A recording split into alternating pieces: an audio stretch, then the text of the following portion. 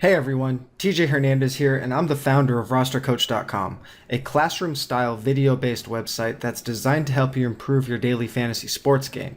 To give you an idea of what RosterCoach has to offer, here's a preview of one of our recent lessons, an introduction to MLB DFS on FanDuel. If you enjoy the video, please like and share it, and don't forget to leave a comment below.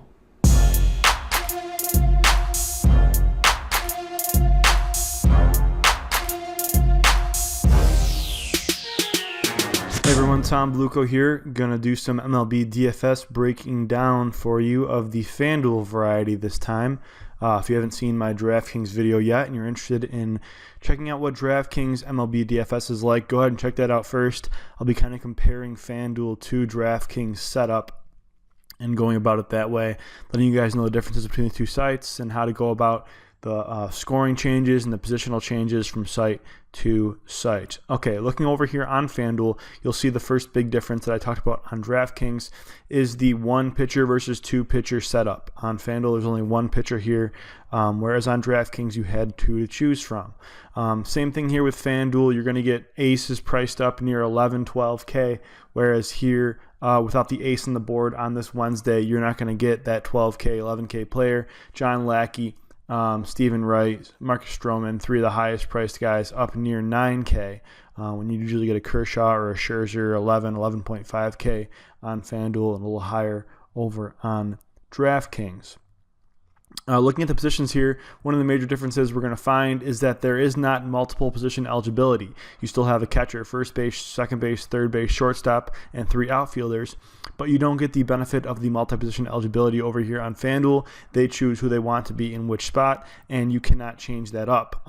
Not even players like Buster Posey or someone like Gene Segura, who on DraftKings we saw have the multi-position eligibility. They do not have multi-position on DraftKings, so Segura is only a shortstop on FanDuel, and players like Posey are only catchers on FanDuel as well. One major change there for sure. We look up on the format itself on FanDuel. We see the games in the similar fashion up here as they were on DraftKings. You can see all the games here. We have a little bit of weather tidbit there. Like I said, once again, you would not want to go about using these as your sources of reference for weather. You want to find a different type of resource for weather, although FanDuel does a better job of allowing you to look at a weather forecast via this link here that I just clicked on.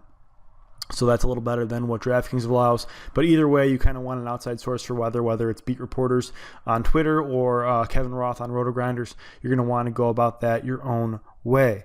FanDuel also has the lineups set up similar to what DraftKings has, where it kind of gives you all the lineups that they have confirmed for the day. So that's a nice little feature they have there. And then similar to DraftKings, I didn't talk about this, but you can kind of download players into a spreadsheet, export that, change it up, import it. That works well with Roto-Grinders lineup builder as well as other lineup builders that are out there. So that's definitely good to know. You can do the same thing here that you do with lineup builders in NBA or in NFL.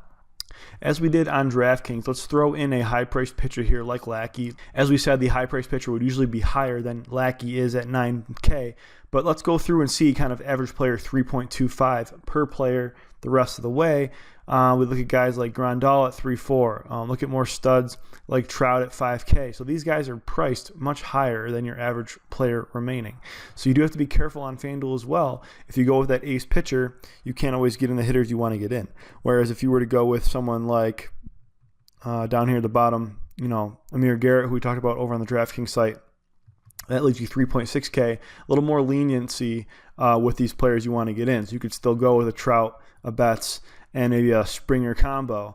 You still have 3K left, which is enough to get in a decent shortstop like Tulo, and a first baseman like Goldie, and you're still looking at 2.5. You could still work with that and get in some punt plays there and get in the lineup you wanted to build on FanDuel.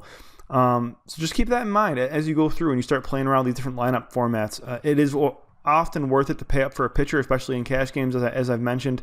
Those guys really are the anchors to your squad. That's the same deal on FanDuel as it is on DraftKings. But also, if you can capitalize on a low-priced pitcher, especially if he's low-owned in a GPP, and get that cap room elsewhere, and whether it's paying up at second base or shortstop or wherever else, that's going to be unowned on GPPs that really can make a difference and get you up in the top of those tournament lineups in a hurry, because really no one else is going that way. Most people will pay up for a pitcher in a good matchup when given the opportunity on FanDuel and on DraftKings as well.